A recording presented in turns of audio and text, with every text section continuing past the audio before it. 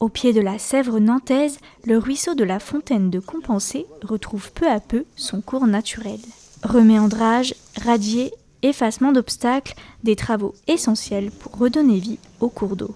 Sur la Sèvre nantaise, près de 15 km ont été restaurés cette année pour améliorer la qualité de l'eau et la biodiversité.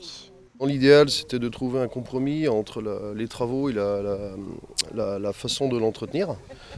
Nous, c'est une démarche volontaire qui a été faite, dans ce sens que j'avais vu d'autres travaux réalisés chez d'autres voisins.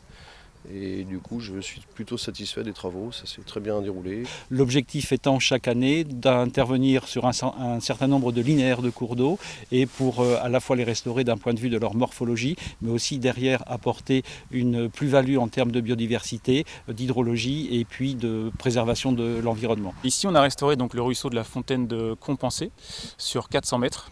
Donc on a réalisé différentes interventions de restauration morphologique du ruisseau, donc de la remise dans le talweg, du débusage, de la recharge en tâche et de la recharge en plein. En gros, on vient remettre des matériaux, plutôt des pierres. On part sur du 0,150 mm, en tout cas sur ce site-là. On cherche vraiment à retrouver, recalquer un ruisseau naturel, un ruisseau de référence en termes de gabarit, en termes de matériaux. Redonner à un cours d'eau son gabarit d'origine, c'est lui permettre de retrouver tout son potentiel.